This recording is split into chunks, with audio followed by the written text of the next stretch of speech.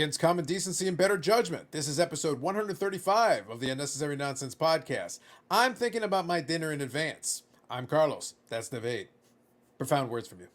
Anyway, Indeed. so on this episode, we are going to discuss Dave's gambling ineptitude. But before that, we'll discuss more entertaining gambling. Sort of ineptitude, but not really ineptitude. Maybe idiot savant is what I would go with, and I'll explain more on that. And then we will discuss a little AEW, talking a little bit about Forbidden Door, and a little bit of Blood and Guts, because that was better than Forbidden Door. Although Forbidden Door wasn't bad. I'll explain more, that more on this episode of the Unnecessary Nonsense podcast. That intro was smooth. Indeed. It always is. So, because what's of up? well-placed and well-picked music by Carlos. Oh yes. Well, I beat myself and exceeded myself, and you know about that, except you didn't see the live stream. And I recommend that you go to my sports card live stream and you watch the first 2 minutes. Otherwise, you're a garbage friend, and that mustache is horrific. All right, I will watch it. That's correct. Now, otherwise, what's up? Well, I would say I actually watched a very good documentary series recently. I'm always kind of skeptical. I love documentaries, and you know that. Yes. And we've discussed that on this podcast before. But I'm always skeptical of multi-part documentaries, where the limited series that they do, because It's like, is this going to be one of those things where, they could have done this in one episode and it would have been fine, right? So I decided I would watch, because I'd heard about it. I knew a little bit about it, but I didn't know a ton about it. There's a documentary on Netflix currently. I think it was 2021 documentary called Meltdown. And it's about 3 Mile Island. Okay. 3 Mile Island. Okay. Right. And so I'd kind of heard about 3 Mile Island, but I didn't know a lot. And I was like, this to me is something I would like to learn more about. I watched it. There's 4 episodes. Each one's about 45 minutes. And I can safely say, at least from my opinion, that this is one that definitely, it was the right length. They could have made it one long one, but each episode covered what I wanted to cover. There was sort of a theme to each one, and the people they interviewed to talk was great, and the whole thing was awesome. So I highly recommend it. This is on Netflix? Yeah, it's on Netflix. It's called Meltdown, but it's about 3 Mile Island, which is really interesting, and how, how much worse it could have been, how there was somewhat of a cover-up, and how the fact that nobody really knows how much radiation escaped or what long-lasting effects it may or may not have. Yeah, I'll say that I am familiar with the event itself, given that I've watched a number. Sometimes I'll get on kicks where I'll watch disaster documentaries. A lot of Seconds from Disaster. I've probably seen every episode of Seconds from Disaster, to be honest. Almost all of them, and then a number of different ones that went with a lot of it, so it was kind of interesting. But yeah, 3 Mile Island has been a classic. I didn't realize there was a newer one. That's why I asked about it. I was Googling it here. So 2022, so that's cool. That's new, so that's interesting. So maybe I've got one more episode of Star Trek Strange New Worlds that I want to see on Crave, and then as soon as I'm done that, I'll cancel Crave and flick on the Netflix to take a look at it. Although I did see the new Bond movie on Crave as well. Nice. It's good, eh? The new one's not bad. It's really long though. It's really exceedingly long. But the context about which I watch it will lead me into my first story. All right, let's hear it. So some story time with Carlos. So I was actually watching the World Series of Poker because I've basically flipped on Poker Go because I still like poker a lot. So it's one of those things I actually enjoy watching, and I'm happy to live stream. I'll watch the live streams of poker, especially if the coverage is decent, and the Poker Go coverage is pretty good. And right now we're in the midst of the World Series of Poker. The main event is coming up soon, so that's going to be coming on very shortly in the next the next couple of days or whatever. But yeah, this is World Series of Poker time. They got a lot of events and everything, and they were covering a lot of the different events on that Poker Go broadcasting platform. But I was watching, I think it was called the Players Championship. It was a $50,000 buy-in, which is basically the kind of thing that means it's going to lead you to, the best players. They're, for the most part, they're pros. You're not really going to use a satellite to buy into the $50,000 buy-in one because, even if you could, you'd be then like, okay, so you're going to use a $50,000 buy-in to get into a small field full of predominantly professional players who will eat your lunch for the most part. So it's like, do you really want to get in there with the Sharks, or do you want to participate in one of the other ones that maybe have a broader field and you probably got a better shot? But anyway, so they ran the tournament, and it ended this past weekend. I want to say it ended. It was between Friday night. Sorry, no. It was during the week. It was like Thursday into Friday morning, something like that. I forget now. It was so long, it felt like it. So they did the final table is when they started the coverage. And the final table, I started watching it maybe about 8 or 9 p.m. And it just kept going on and on. No, you know what it was? It was Thursday into Friday morning because Friday we had Canada Day off. So that's what it was. So Okay. anyway, so it starts at a reasonable time and it goes and they're able to eliminate some players and everything and it's going and they eventually get down to heads up. Now it had taken some time to get there, but they got the heads up. And it's these two guys. It's this guy from Brazil and this other guy whose nickname is Jungle Man. Now Jungle Okay. Man is the defending champion. So I want to make that clear before I give more context. So Jungle Man is the defending champion, and the thing is he has a thing where he's got a whole shtick, Mm-hmm. and his shtick is that he is basically a flake and weirdo. But the way this has manifested itself in this one is that he is Jungle Man Dan, except for this World Series of Poker, because now as they approach the final table, he went into his final form, Macho Dan Savage. So now he's Macho Dan. To just understand what I just said. Now, I'm going to show you a picture of Macho Dan, and it'll become abundantly clear what we're talking about. So this is him heading into the final table. Okay. So So he's going, he's doing his Randy Savage ripoff. yes, but he's doing a combination of two. Now, number one, he's got the Randy Savage costume circa 1990s, and he was actually eating Slim Jims at the table at one point. So he had that Okay, going for him. points to that. I will give Yeah. him points for that. No, and he was doing the Macho Manisms, the cream of the crop, that whole bit. Nothing means nothing, funky like a monkey, and he was going into the whole bit, and he would just keep doing it. Did he And say, "Oh yeah"? absolutely, and he had the hat, and he would do the gravelly voice throughout the course of various times. But he's got the cape there, and the cape on the back says Savage. So he combined the Slim Jim Randy Savage with the '80s Ricky Steamboat WrestleMania 3 cape Randy Savage. So it's a lot of stuff, and he's basically the World Series of Poker belt. There, he's actually an AEW belt. So this man is just confused. There's a lot going on here. Is what I'm trying to say. I like it. You know what? I appreciate it. I appreciate him. He committed to the bit. The important thing is he committed to the bit, went for it, and Dave, you'll be pleased to know that Macho Dan Savage repeated as champion of the Players Championship. This man is your champion.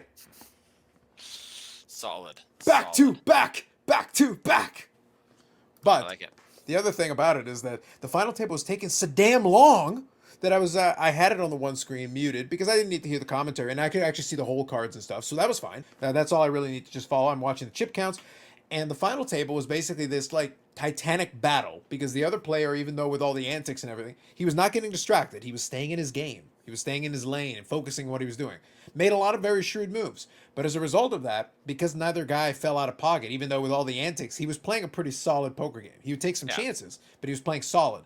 And because both guys were playing solid, basically they were going back and forth. It was like this titanic battle where one guy would get a couple of pots and put the guy in the ropes. He's starting to get a little short stacked, and then all of a sudden the other guy would come back and double up and then chip away at the other guy. And they were going back and forth, back and forth.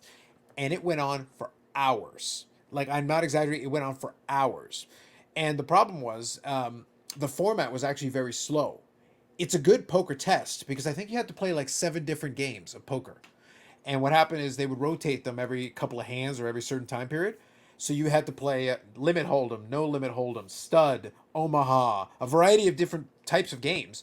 So you have to understand all the different, betting structures, understand the strategy of the different types of games, the different ways, and the dealers would keep swapping it out for you. And Raz was one of them. And I'm familiar with these, I've heard of them, but like they're different rules, betting structures, a whole bit.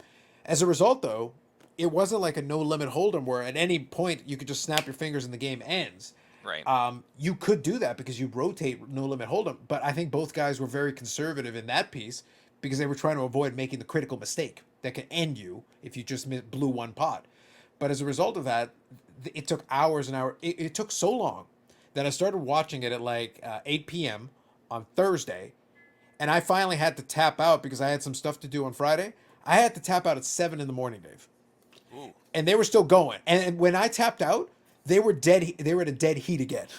They had gone back and forth. Each guy had had a chance to eliminate the other one, and they were back to a dead heat after all those hours of playing. So, like, I can imagine that being extremely taxing mentally because you're not only playing another guy who's playing really solid, you're also playing all these different games. And imagine if you forget something or you get out of pocket as far as a strategy on one of the games.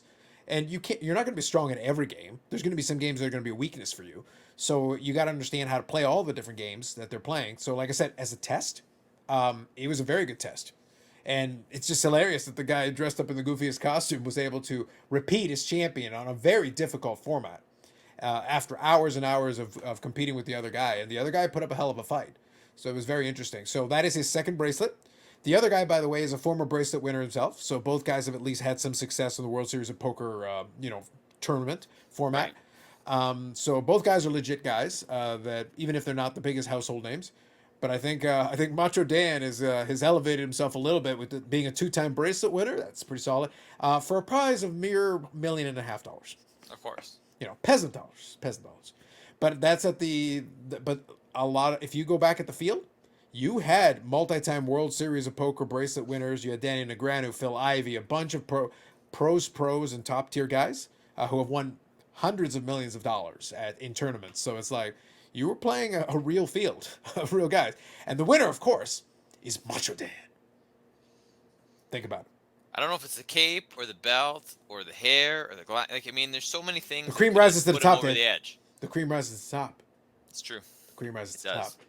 But the point is that that final table took so damn long. There was a stretch where I was watching. I actually watched episode 9 of Strange New Worlds, and then I was still sitting on Crave, and I was like, oh, they got the No Time to Die. I watched the whole movie while the final table was going on the other screen. I was like, how are these guys still going? And that movie's like 2 hours and 40 minutes. I know, it's a long movie. I was like, holy crap. So I watched a full feature-length film, a TV show, and a bunch of YouTube while the other one was going on. Daniel Craig is such a good Bond. He is. But I think it was an appropriate finish for him. I won't spoil it for anybody. Y'all can watch it. No, I honestly, considering the arc of that character, of his particular character, and the way they played him and the way they sort of changed the character. Obviously, every Bond is slightly different, right? Yeah. I think that it was a fitting end to that movie, and a fitting end to his time as Bond. It made sense, and we'll see. Yeah, and he had a 15-year run as Bond. Yeah, it's a long time. I mean, he had what, 5 movies, 6 movies? I think 5. 5, yeah, that's what I thought. But still, like, a really good arc for him, and it was a strong comeback after the Pierce Brosnan era because they kind of ended a bit of on a whimper. Although I didn't mind the Pierce Brosnan ones, I didn't mind them. I didn't mind it either, but I felt they kind of got progressively worse. Yeah, and they did. More ridiculous, right? Like, GoldenEye is one of my favorite Bond films. Definitely my top 5 Bond films. I love GoldenEye. Well, the thing is, you got to remember, it's traditionally Bond movies with the word gold in them are okay. That's true. Except for The Man with the Golden Gun. It's kind of... Nah, not so much that one. But otherwise, Goldfinger, GoldenEye, both good. Both real good. Strong. So it's one of those things where, like, I think it was a good body of work for him, but he's in his 50s. He needed a break. It would have been silly to keep dragging it out further and further. What's going to be interesting, though, is now you kind of have to reboot again. You kind of have to, you can keep it going, but and they are, but it's like now you have to kind of figure it out. It's like, okay, we're going to have to retcon this a little bit. It's like I said, I won't spoil it, but I'm just saying we're going to have to retcon this a little bit to make it work. I also did enjoy a lot of the cast around it. I thought a lot of the cast was really good. So I thought they did a good job. I felt they could have done more with the villain. Sure. In that one, like I didn't think it was necessarily as good as it could have been with that. I feel they could have just made more of it and more of that story. I think maybe for the next one we'll just need to get Macho Dan.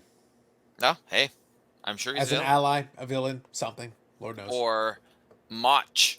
Oh man. I belong to a wrestling autograph resource group on Facebook or whatever. Of course you. So it's basically a place where you can either like ask for autographs that you'd like, or sell things, or they advertise upcoming signings and things like that, right? And they there's this guy that keeps advertising, and it's a Macho Man impersonator, but it's MOTCH-O-MANN is his name. Mm-hmm. And every once in a while, it's like, hey, anyone want to sign? Anyone want to book me? So it's like a Virgil thing? Kind of, yeah. Maybe you should team up with Virgil. Could happen. I mean, their eras overlap, so. Well, in fairness, though, Virgil would probably try to charge him. He's like, I'm working with you! Yeah, but I gotta get paid, bro. I don't even know, man. I don't even know. Scary stuff. Scary stuff. But anyway, so yeah. So that's that. Kind of interesting. Oh, one more thing then I think before we talk about your gambling folly. So I gave you the Macho Dan, which is gambling folly, but entertaining gambling folly, and it obviously worked in his favor. But I will say, I got my shoes from the Dutch. Woohoo! Nice. It lacked metal albums, but I got my shoes from the Dutch, and you can see from some of the shininess off the light, It's like very shiny. patent leather, buddy. That is a Jordan 11 stylized, the more modernized version. It's a nice shoe. It's actually very comfortable. By the way, it is the Jordan 11 Comfort, and I can attest it is in fact comfortable. It is comfortable. It's actually a pretty cool looking shoe though. I kind of like it. I was like, okay, I can understand why the kids were like losing their minds back in the day when the Jordan 11 came out. This is pretty sweet. I like it. I wouldn't pay the original going rate because I think the regular Jordan 11s go for like for Canadian dollars. I think they go for like 240 or 260 now. Like it's crazy. This was 160, and I was like, well, I'm getting a more comfortable version of the shoe and it's cheaper. Cool, sounds good. Yeah. I'm not playing basketball in it. I just want to have it, and it's a nice pair of shoes. Please, Carlos, we all know you ball. Listen, if I went out there, like I would embarrass the children. It would be terrible. It's like, do we have a 4-point line, a 5-point line, a 6-point line? What if I just shoot it from space? You and the Monstars, man. You and the Monstars. Just saying, like it would have been. I originally was cast in that movie. The problem is I was too OP, so they decided to downgrade to Jordan and LeBron. It happens, man. They needed it to be. They needed to be competitive. They needed it to be more competitive. It would have been unfair, and I understand. That makes sense. Like I don't take it personally. I understand. I understood their logic and their thought process. But yes, so I did get my shoes from the Dutch. So good job, Netherlands. At whoever did it. I didn't get my metal albums though. Like what the hell, man? Nice. My Burt Blyleven auto. My metal albums. Something, dudes. Is it coming in a separate package? Like what the hell? It probably is. I mean, let's be real. Okay, so now let's talk about your folly. Who gambles on baseball regular season? What kind of an idiot? Like the same kind that would think that mustache looks good. But like, what kind of an idiot would actually Carlos, bet on? Just for the record, you are in the minority on the mustache. Yes, but you're surrounded by idiots. I've said this for years. Idiots, all of them. You look. Sometimes you want to bet on baseball. Sometimes you don't want to bet on baseball. You can bet on baseball, but bet on a series. don't bet on individual games. It's too random. Like it's literally random. A team could be great and lose 70 games.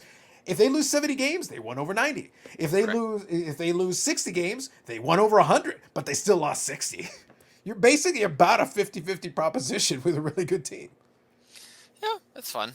Whatever. It's not like I never bet like a crazy sum of money on anything. So, but it does add up. That's the point. Is that I'm still trying, even with house money. I'm still trying to win. My goal is to make that house money grow by whatever amount. I'll take a couple of shots. If I'm going to take a shot, I'm going with a parlay. If I'm going to take a stab at something, I'll do a parlay because then you're getting really good odds. On an individual game, what kind of odds are you even getting? Like barely 2-1? Sorry? On like a regular game, you're getting like barely 2-1 unless the team's like really bad. No, you could get better than 2-1. It depends on the game. Like, it's the pitching matchup usually. Yeah. Yeah, right. That's basically what they're looking at. But the problem is the pitchers don't pitch enough anymore. So I can't even like pitching matchup. Yeah, it helps, but if they don't go past the 6th inning, it's like, well, that leaves enough innings for the game to completely swing, and but your pitching like, advantage. Here, let me. I just, as we're talking, I'm not betting anything right now, but I'm going to log in because I want to see, unless my phone dies, because it could die at any minute. Listen, are you trying to suggest that you're not sitting there patronizing everyone's favorite person? Indeed. Not today. Okay. Right. So I'm just trying to see if games that have not started, the best odds. Oh, I'll change it. Sorry, where do I I was gonna say for games that haven't started, you might be looking at tomorrow unless there's like a. I know, but I want to get. But I'm gonna change the. Just figure out how to do it. Are you trying to switch from American odds to decimal? Yeah. Right now it's like plus 280 or plus whatever, right? I think plus 280 is like 2.8. I think. So, all right. Maybe plus. So, maybe of the games tomorrow. Yep. Okay, I'm just checking so far. What's the best? So, if you bet the 8 so far, yep, that's the highest. Plus 188. Yeah, so that's less than 2-1. Is the highest. Yeah.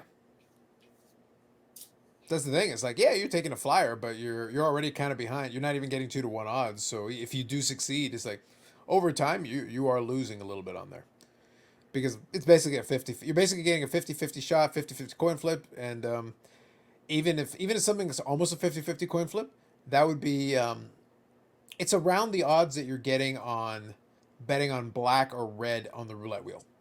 Right, so 48-ish. Yeah, so like because you're getting under half, you're getting a little Yeah. under half. So like that's basically the odds. You're going, bet it all on black, red, 00.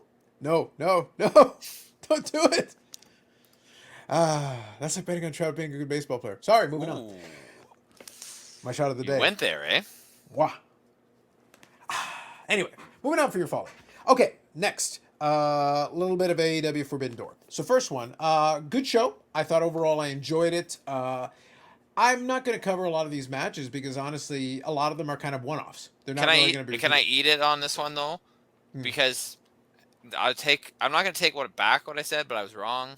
In my opinion, Ospreay mustache is Orange terrible, Cassidy you're right. was the best match. I know. But I told you. Not even close, and it wasn't even close. Yeah, but the thing is, I gave you the scenario. I said if both guys decide they're just gonna, because Orange Cassidy's actually really good when he wants the gimmick. He lives the gimmick. But the thing is exactly like his gimmick takes him in a certain direction, and he goes with that. Yeah. But with Will Ospreay, if you combine him with Will Ospreay, your intention is for being like, we're gonna come up with an excuse for you. You're gonna hit the accelerator, and we're gonna showcase. Literally, it's like a reminder that because the guy will turn it on and off at different times, which is testament to his commitment to the gimmick and the talent he does have. But he can just flip the switch and it's like, all right, now I'm gonna accelerate to put it up to 110 miles an hour. What the hell just happened? It's like, well, now I'm gonna turn up and crank it up. And both guys were able to do it. And Will Ospreay, with his facial expressions and everything, sold. Like when Orange Cassidy was doing like his fake version of the kicks, he just the look on his face, he's looking at him like you're an idiot. And then boom, he actually starts landing the kicks and really hitting them in there. And both those guys can go in the ring. So if they decided to do that, that's what ended up working out. So that was pretty good. Now let me quickly zip through a couple of these. I have I'm not going to talk about anything in the buy-in because honestly I didn't watch it, so I don't know. I'll go back and scan Only it. the fact that the buy-in actually led to a match on Dynamite. That is true. That is true. Danhausen came out and distracted the Ass Boys. Yeah, and I'll talk about that on the Blood and Guts a little bit. So we'll talk about that here in a second. Although I do enjoy Max Caster's raps, I've got to say. He does his job. That's kind of the thing he does. Okay, so start off with the trios tag team match. I'll be honest, not that compelled or interested. It basically fell though to what I said earlier. It was going to be Jericho and that team winning because we're going to the Blood and Guts match. That's pretty telegraphed. You kind of know. That's why I say like it was a good match. And I think this is the theme that I put behind this. There's a lot of this is a good match, but it's a one-off, and you kind of know where we're going with it because we have a place we need to be. So so we're gonna get there. Agreed. But for the crowd, as a one-off match, it's fun. Why not? Winner takes all triple tag team match here. ROH tag team champions FTR, IWGP tag team champions United Empire, and Roppongi Vice, Rocky Romero, and Trent Beretta. Can we just talk about how Roppongi Vice was robbed? Go ahead. The referee counted 4. Here's the thing. He technically didn't. Okay, he counted 3. But he did it in a very bad way that made it worse. He counted 3. Yes. But he hit the mat 4 times. That is correct. The first one was basically like a setup thing. The problem is he hit the mat and people heard it and they believed it was like the first count. Because the referees are actually supposed to make sure your shoulders are pinned. If we're using wrestling parlance, what they're supposed to be doing. But yeah, he made it look like a thing and then everybody got confused. So Didn't they start chanting "You fucked up" too? Yes. Yeah. And they also did it another time on a different thing, but it was unrelated to that. That was not related to in the ring. There was another one for that. But yeah, and they thought it's like actually the referee did not. He did what he's supposed to do, but did it in a bad way that kind of threw everybody off and made him think that you had a 3 count when you didn't. So here's my real question about this match. Mm-hmm. How do people who bought 6-star FTR merchandise feel now? Well, for 7-star? Exactly. Yeah. It's, I don't know, man. I've always thought the star thing with Meltzer, as soon as he started going past 5, it became increasingly bizarre. It's like 8-star, 9-star, 12-star? Is my consistent beatdown of Travis, that's like 14-star. Does that count? Maybe 15-star. If I did it in the Tokyo Dome 18 star, Always. yeah, It's in like the you Tokyo got Dome. to do the Tokyo Dome bonus. You know, you got to add a couple to it. But I'm happy with, like, I'm glad. I love FTR. Yeah, but the thing is, they're great in the ring. They do their job extremely well. They're very good. This was another really solid, good match. The only critique I have, and this will become a recurring theme in the rest of this review. I'm doing this review very quick because obviously the show has already happened like a week and change ago. But Yep. as I go through this review really quickly, my point is, Roppongi Vice lost, but for FTR, they will go on and do other things. They're good. The United Empire, they got stuff they're doing good. What does Roppongi Vice do? Yeah. And I'm like, that's why I proposed, like, maybe this would be a good opportunity for you to do a heel turn and, like, give him something compelling to do. Because, again, Orange Cassidy can do other things. You could have a best of 7 series with him and Osprey, and people would love it. They'd enjoy. There's things you can do with him if you want to, but, like, Trent Barretta and Rocky Mario, like, I don't know what they're doing right now. They're just there. So it's and there's a lot of guys that are kind of floating in space, but they can have good matches. That's not an issue. I did enjoy that they had Tony Schiavone interviewed Juice Robinson and Jay White, and Juice Robinson is holding the the IWGP US title, which is actually Will Ospreay's. Yeah. And Will Ospreay's on the show, and like, why wouldn't you attack him or something? Get your I know, it was weird. It honestly felt like, well, Tony Storm's in a match, so let's put her husband on here. No, but the thing is, like, it makes sense. There is a connection given that he has the belt. That Will Ospreay, who's also on the show, actually is the title holder. I know. So, but it But would I'm have made just sense for them to have an about that. interaction. Yeah, I'm saying Will Ospreay and Juice Robinson should have had some kind of interaction. Absolutely. Or just Yeah. other than him just sitting in the audience, because Yes. why is otherwise really why I mean, that's why I made the joke about, hey, Tony Storm's there, but why is he there if he's not gonna, right? Yeah, I think they wanted the visual of him holding the belt. Which, by the way, I'm not a belt collector, but I'll be honest, Dave. I love the IWGP US Championship. It's a nice. I love that belt. I think it looks fantastic. Like, those belts are expensive, but if I had the opportunity down the road, I would love, if I redid this office, I would grab a couple of replica belts for a couple of things. I want the old UFC belt. I want the one with the big UFC, that gold belt. That I thought that was really cool with the plate.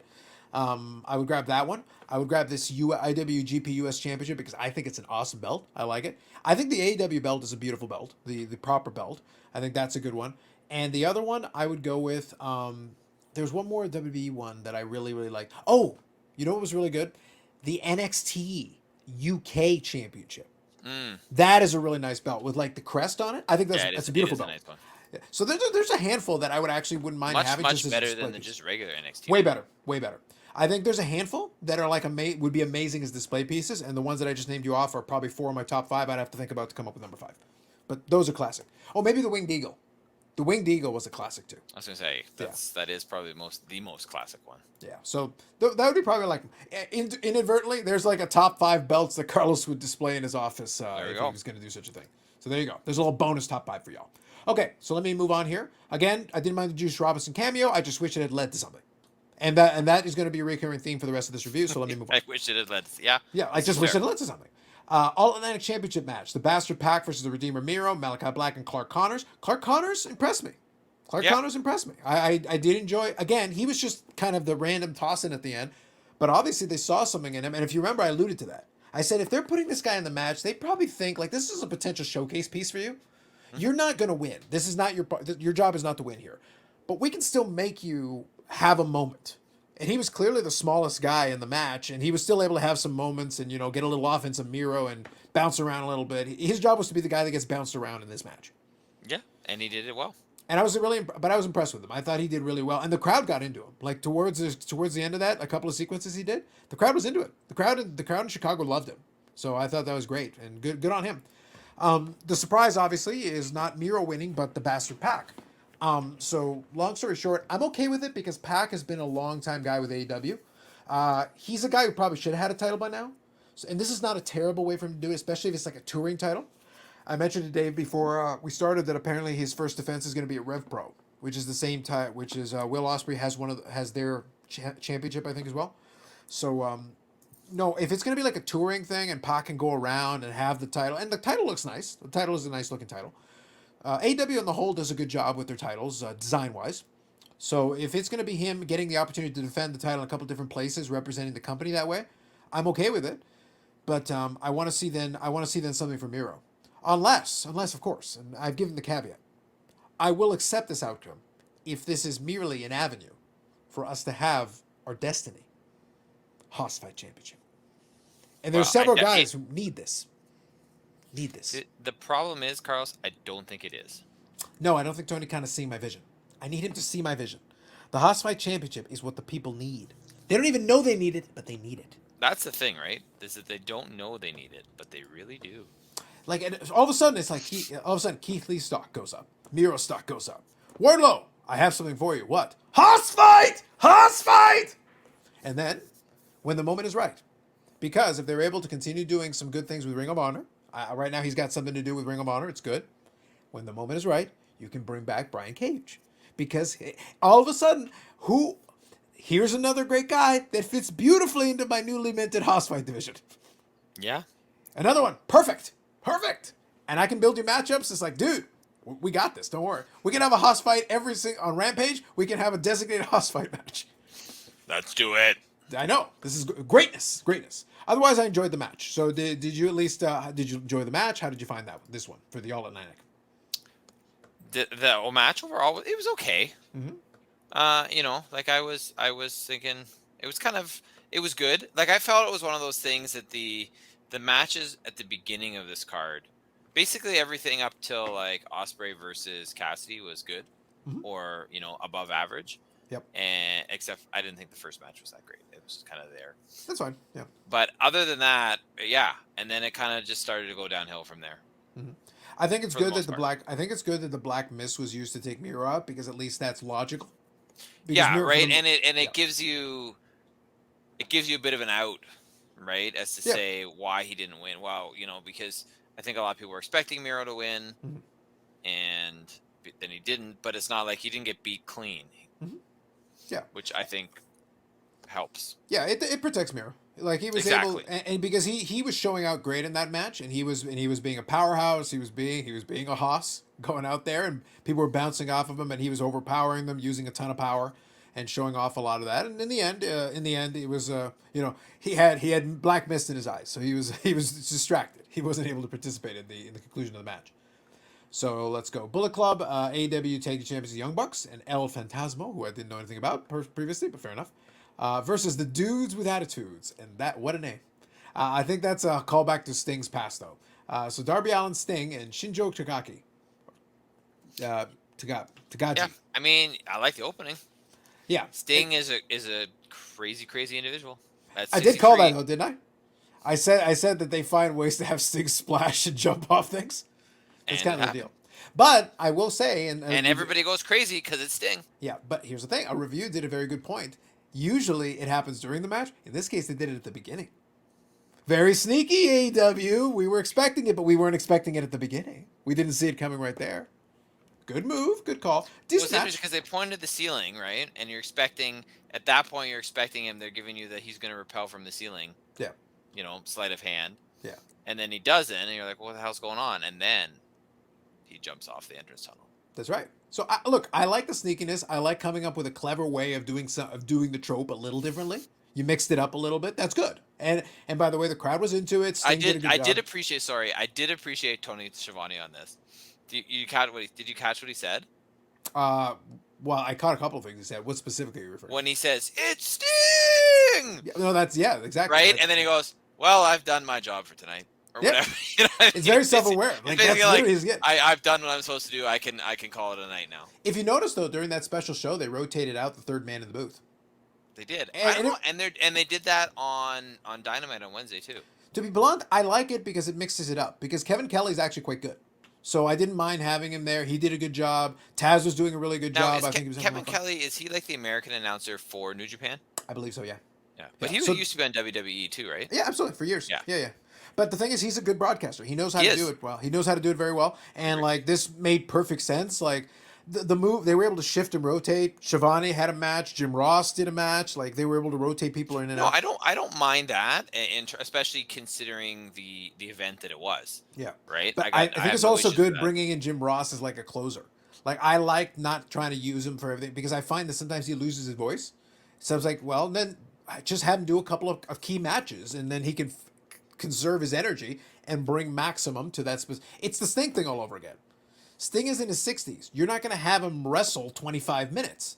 It's actually, if you somebody was keeping track, it's been months between matches for him, which at this stage in the game is perfect. Sting should just be a presence. He hangs out there. He's present, but he's not wrestling a match every week. He's not wrestling a match every month. It's more special if you put it for special occasions. All right, this time you're Chicago. You're getting the Sting match.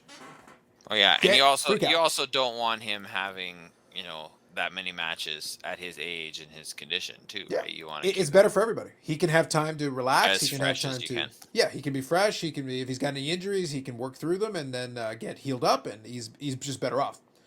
All right, skipping ahead a little here. Tony Schiavone interviewed Yumino, and Chris Jericho threw a fireball at his face. He's still a wizard. Apparently. Moving up. Okay, so the AEW Women's Championship match. So Thunder Rosa and Toni Storm. Some awkward moments in between, but for the most part, they're both professionals. They're both pros. They know how to do it. I was okay with the match, except it ended like with the final reckoning, which is an ode to Dustin Rhodes, who trained Thunder Rosa, which is great. That's fine. Here's the part I don't like, which is what I said before. Okay, Thunder Rosa won clean. Now what? Well, exactly, right? And it's not that Toni Storm did a bad job, and she accounted very well for herself. And again, it was a solid, decent match for the two. But it's like it felt like the end of a story that wasn't a story. We just had a match, but like, what's the next? Like, Toni Storm could theoretically, they could try to do it. Like, oh, we'll do a rematch. Why? Like, there was no shenanigans. There was nothing like off or anything. Like, Thunder Rosa won clean, final reckoning. Yeah. So, and it's like, okay, well, Thunder Rosa, back to the shelf you go, because I got nothing for you. Britt Baker's kind of busy right now, and like, it would make no sense for her to randomly be a challenger. That doesn't make any sense. No, there's nobody that, the only person that I think would be like the next sort of step, realistically, would be Jade. But Jade's got a championship, and do you and really she's technically got a feud. Right? Yeah. Right. Yeah, true. She's involved in a feud too. It's not like, but you also don't want, right now, at least I don't think you do, one woman holding both belts.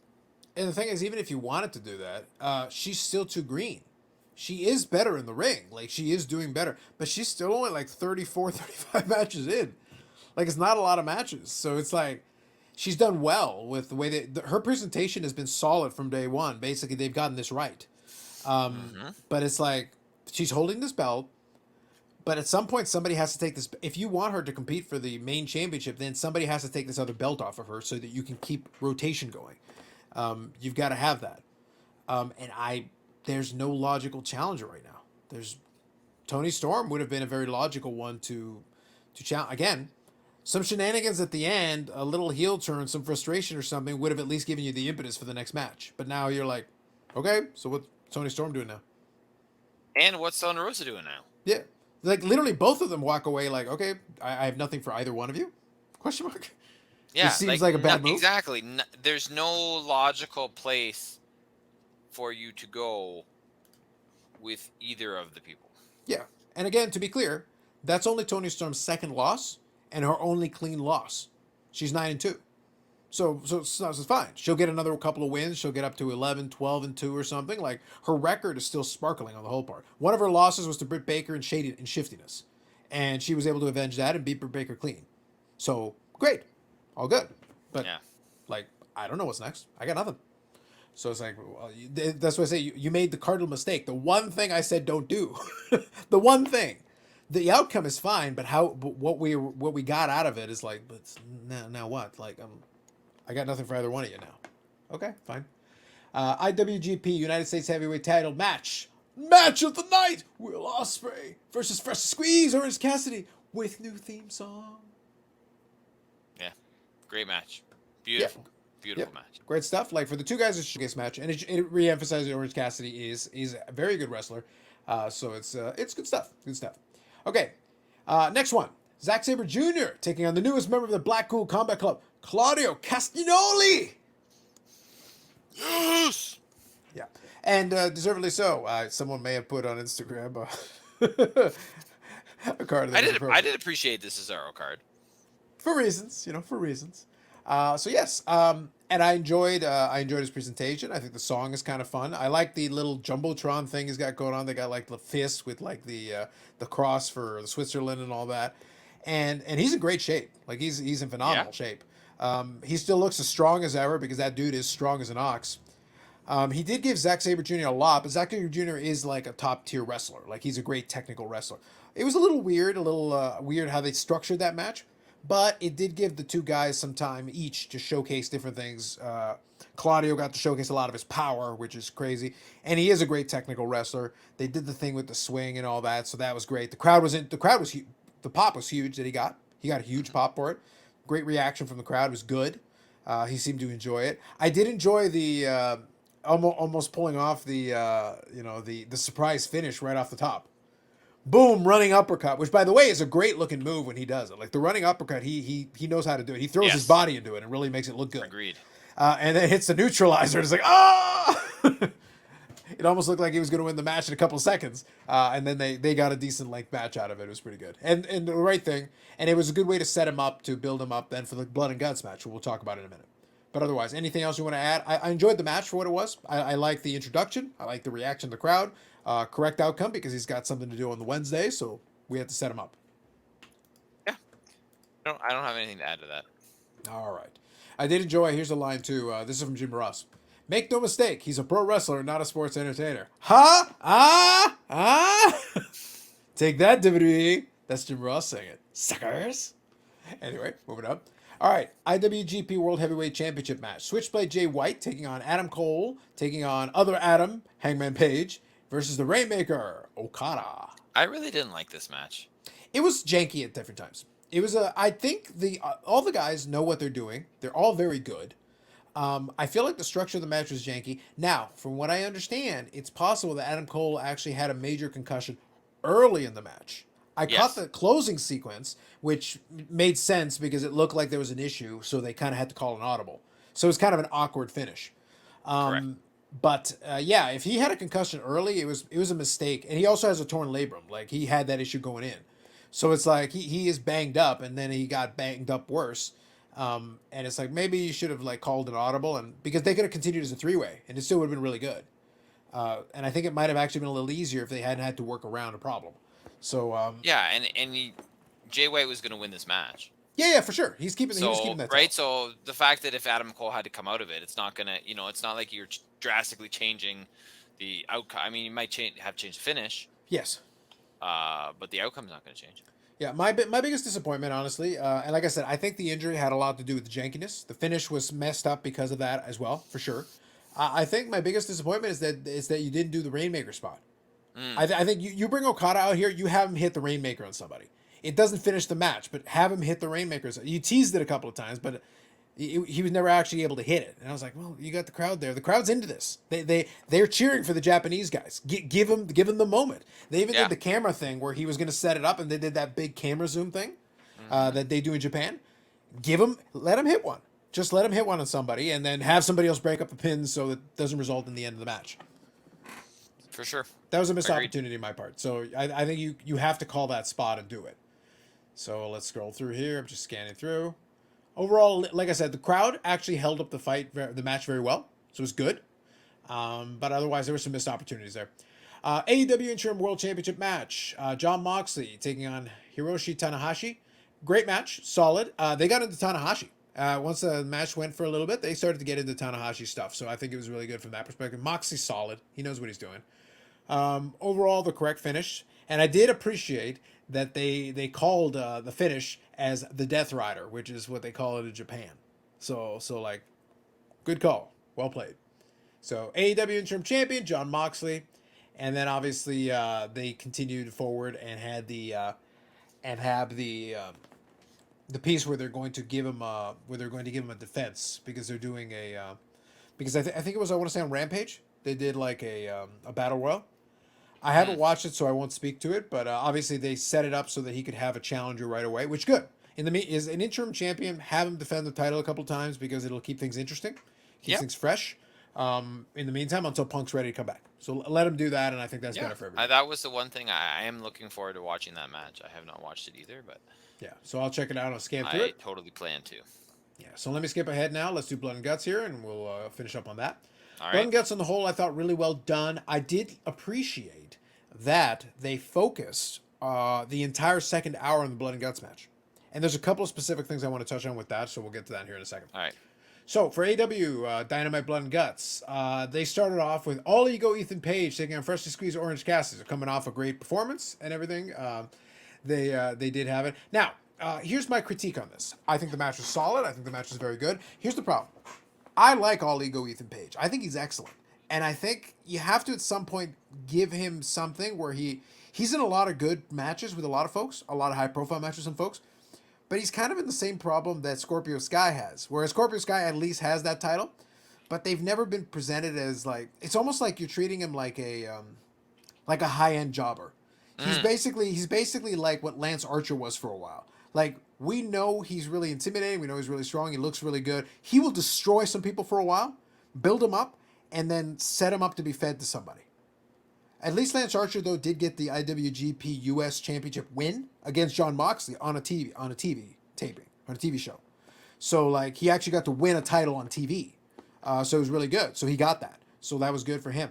But yeah, I want to see something for All Ego Ethan Page because he's really good. He's got the character work. He knows how to be a great heel.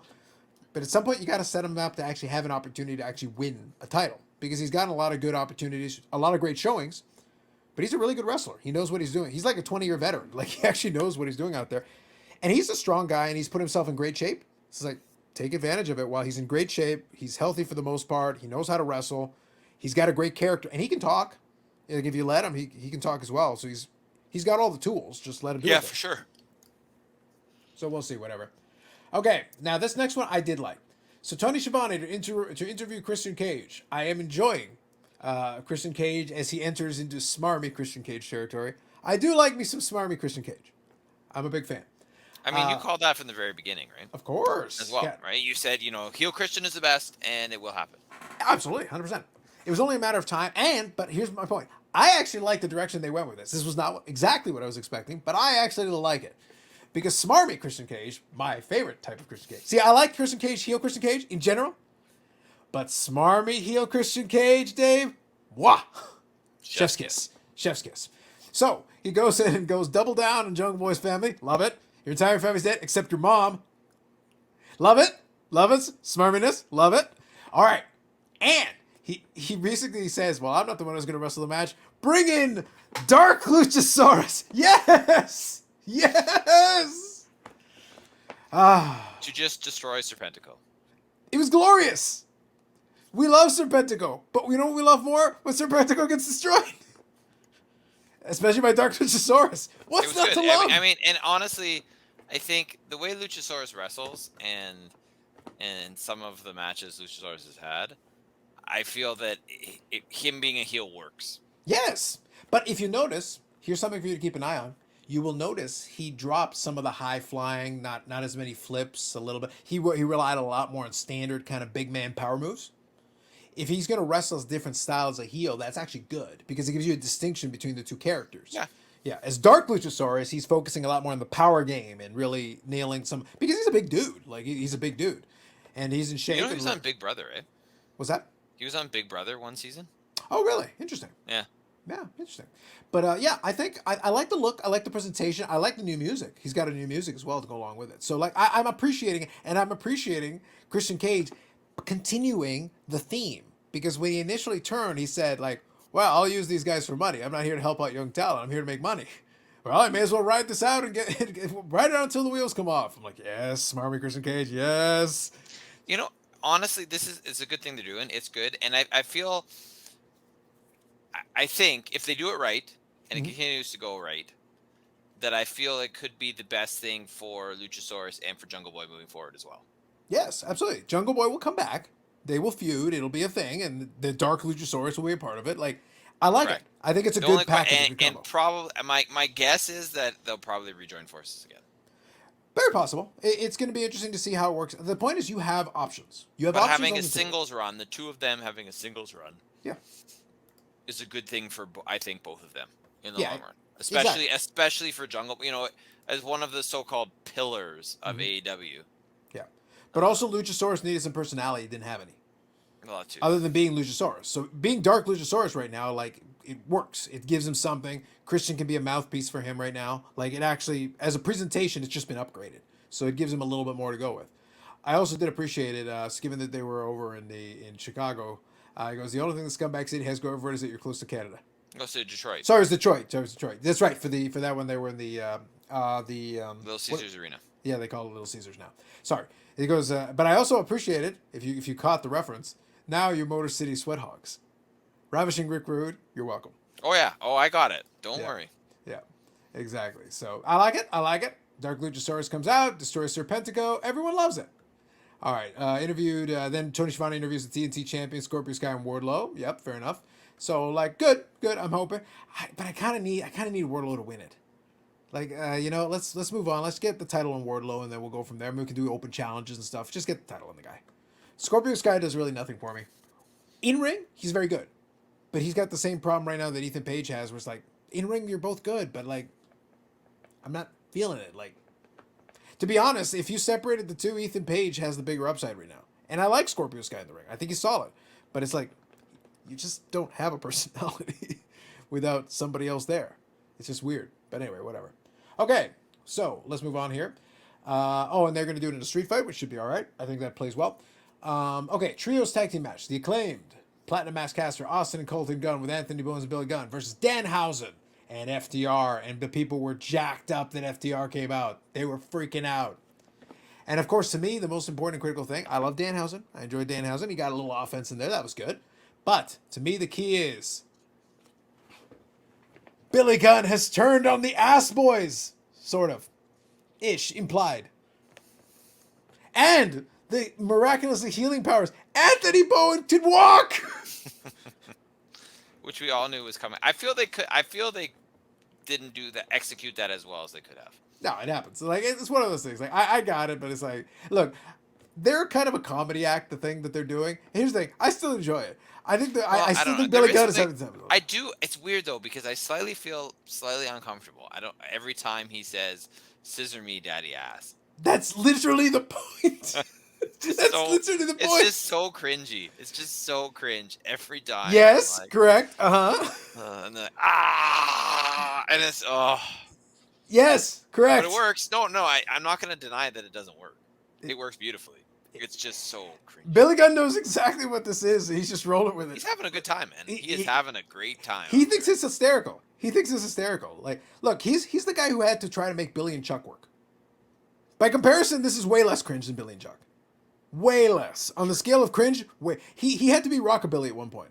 He goes, oh, this is 1,000 times better than some of the shit I've had to deal with. Yeah, that's true. 1,000 times better. That's true. Such saying. Just think about that. And there was what was the name of it? There was a brief stable that he and Road Dogg had in TNA when they couldn't call themselves Road Dogg and Billy Gunn. They couldn't call them the. Yeah, they were Voodoo Kin Mafia. Vincent Kennedy McMahon, Voodoo Kin Mafia. It's like, this is such a stupid name. This is such a stupid gimmick. And I think the Road Dogg is high. Super high. Moving on. All right, Sunday Dunn was backstage with Jay Lethal and Sergeant Saint. Don't really care. But fair enough. Whatever. It'll lead to a Samoa Joe match. The match will be fine. Okay, Jade Cargill with Stokely Hathaway and Kira Hogan taking on Layla Gray. This was a weird sequencing of events. So, like, Layla Gray had a good showing. Good. Yeah. And then they basically badmouthed Athena and Chris Statlander so that they came out. And then Layla Gray attacked them after she just lost the match to unofficially join the baddies. After Stokely Hathaway said something to her, and then Jade was like not aware of this or not into it, but here we are. And Jade is asking for more competition. Like, I don't know. It's a little convoluted. Look, fine. The match was fine. The post-match was weird, but I'm sure they'll get a chance to talk through it later, but fine. Whatever. Just a little strange for me. They got to figure out though what the end game is with the Jade thing, because pick who the one who's going to dethrone her is. I don't care what it is. You could pick Statlander or Athena, and I'd be happy with either one of those outcomes. Yeah. But just pick one. Pick one, and one of these two ladies should probably take the title. We haven't seen Athena wrestle a match yet, have we? I think I'm pretty sure I have. Not on Dynamite or Rampage, have we? Not sure now. Because I don't think we have. Like, she may have wrestled on Dark. Yeah, I'll double check that. I'm curious now. You got me thinking about that one. I'm not sure. Here, I'll look think it about up. Right, I'll look it up as we Yeah. continue. All right, AEW Tag Team Champs are backstage, so they have a little talking thing. Fine, whatever. Okay, and then it went to the Blood and Guts cage match. Okay, so I'm not going to go over each individual component of it. I did like it. I thought it was good. I think it was very amusing. They were trying to do a lot of stuff in this match. I did appreciate there was one spot that they eventually finally gave up on, which is probably a good thing. I won't, like I said, I'm not going to talk about all the stuff that happened in the match, but I do think that it was very funny when Ty Conti was trying to pass Chris Jericho a bottle through the cage, and they were struggling for like half an hour. It just was taking forever. It wasn't happening. It was so good. I will say, for the most part, match was very satisfactory. A lot of people got in their bits, in their whole bit there. So very entertaining. Claudio got to come in and clean house a couple of times and got to do a ton of great power moves. Again, building off of the great reaction he got. Awesome. Now, if you will notice, there's certain things they did that were very good, including the needed spot off the top rope. Sorry, off the top of the cage. By the way, kudos for reinforcing the top of the cage so everybody was able to maneuver around. It was solid. It was solid footing for everybody. No problem there. Very solid. I will give them credit for that. We often knock the technical work. Yes, and that was it was on point. They nailed it. Exactly. Yeah, they nailed it. And so was the crash onto whatever he crashed onto. But this is the key. I was about to say, and a podcaster made an excellent point. This was one of the great critiques of the first Blood and Guts match, where Jericho went off to the sort of secret mattresses and pillows and foam, and it looked like crap. But this time, first of all, Sammy Guevara is a better guy to do that kind of a move. He's a bit of a daredevil, a stunt man himself, and he knows how to do it. But secondly, it gave it. You were able to give it to Eddie Kingston, which is great. The crazy look on Eddie Kingston's face after he sold it beautifully, but the stuff he landed on, it looked good, and I guarantee you it was extremely safe the way they did it. And he landed prime right in the middle of it. By the way, the camera angles were also better. Everything was 100 times improved over the first iteration. The camera angle was correct for this type of fall. The landing platform was better set up. It looked 100 times better. So the crowd was able to get into it. You didn't knock people out of it. Beautiful. Yes. Yeah, so great. And even the interference pieces were all logical for the most part. It was just funny to me because during that one pace where Ty Conti takes out the referee, it's like, well, she is a judoka. She literally is a person who studied Brazilian jiu-jitsu. It's like, it's just funny that right now she's a valet, and it's like we forget that she actually has been a wrestler for a while and has competed in combat sports legitimately.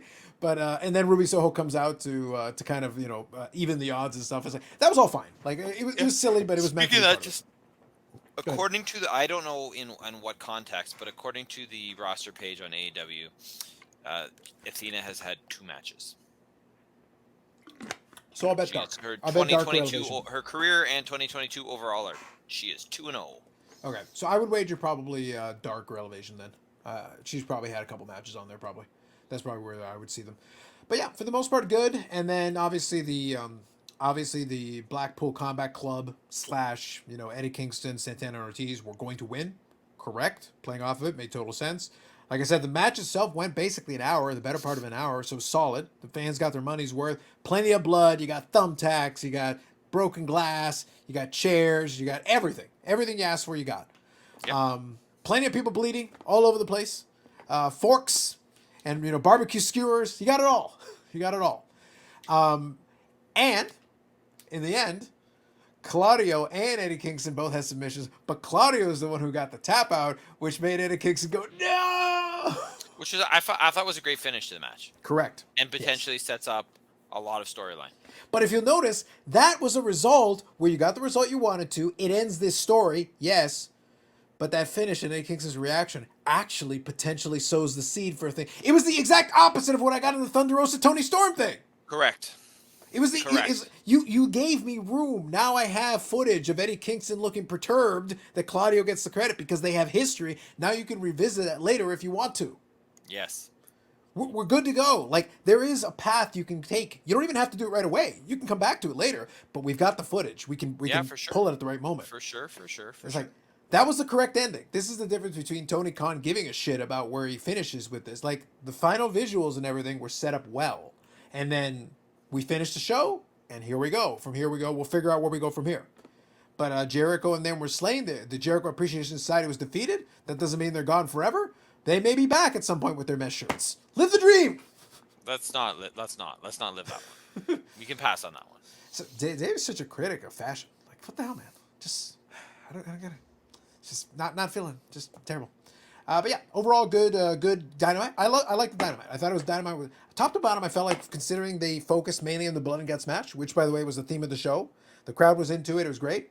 I thought it was a well structured show. For 2 hours, it went by like that. It did. It was really good. It did. Which is sounds to me like a solid show. It went really well. I thought it did very well on that. So anything else we want to add on that one? I don't think so. I'm happy to see Claudio there. Yeah. And it's good. It's good to get see where it goes with his character and whether they're going to give him a mouthpiece or whether he's going to talk, because he hasn't talked yet. But I like it.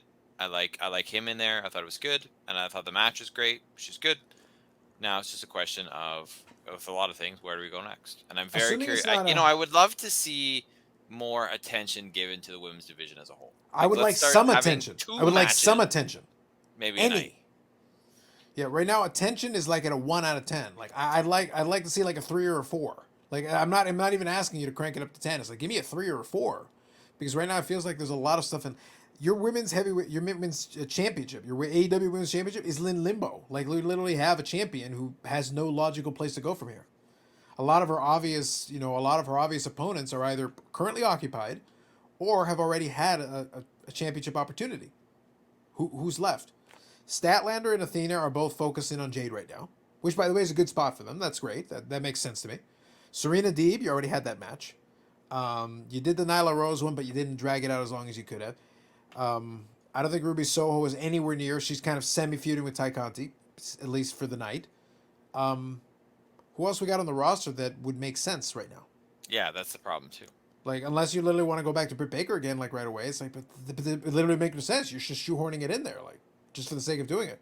She's your biggest star you got left who isn't necessarily predisposed right now at something. Like, okay. I don't think it would work right now. You'd have to build it back up and figure out a way. Maybe Hikaru Shida comes back?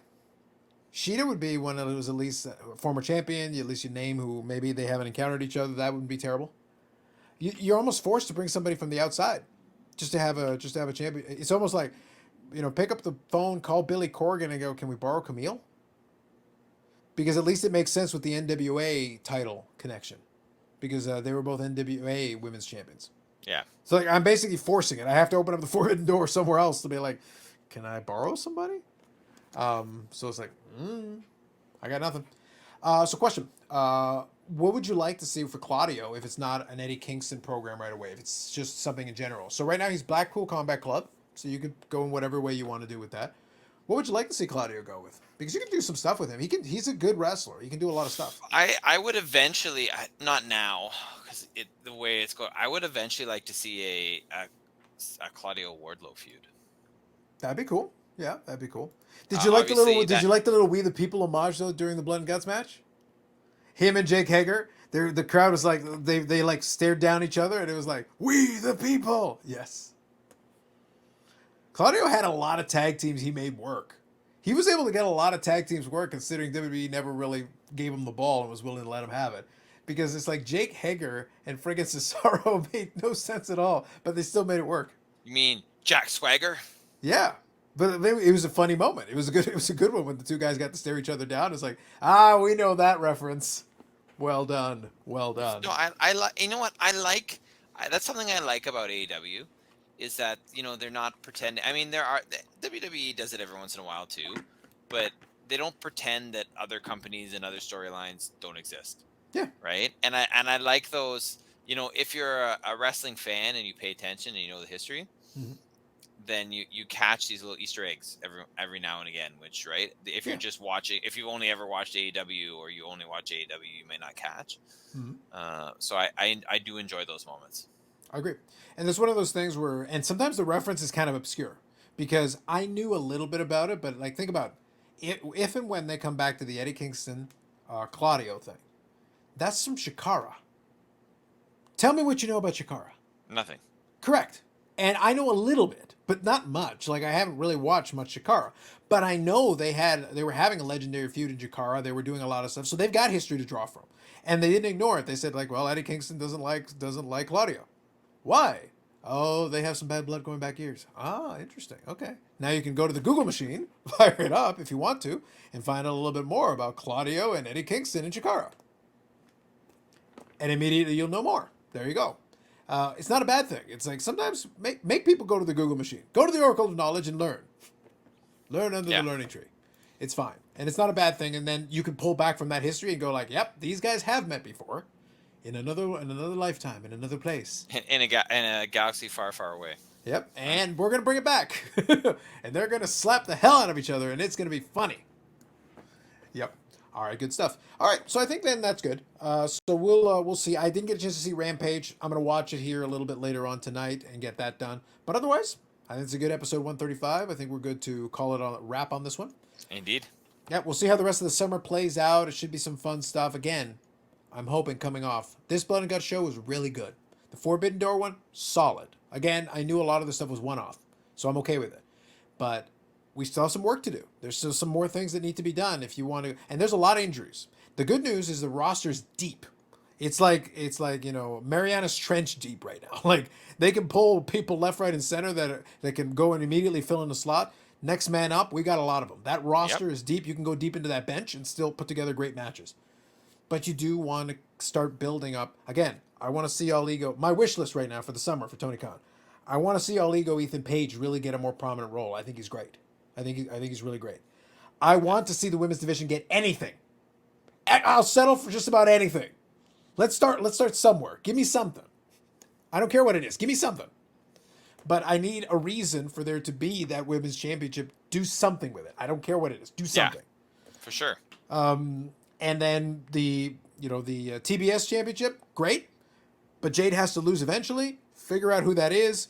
Give us a path to get us there, and I'm content with however you want to do that. But get us a path, because then Jade can do other things, maybe compete for the heavyweight championship. Maybe that's the deal.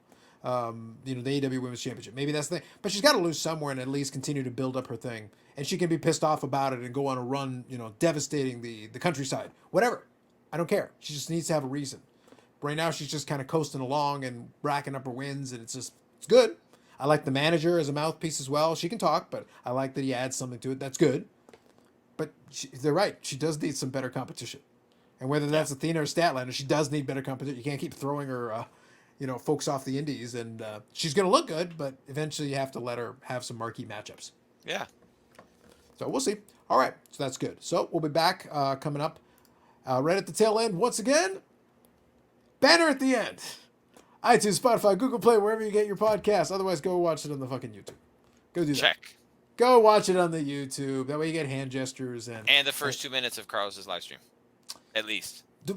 Listen, I'm not even joking. Watch it. Be horrified. That's all I'm saying. That'll be it for us this time around. We'll catch you in the next episode of the Unnecessary Nonsense Podcast.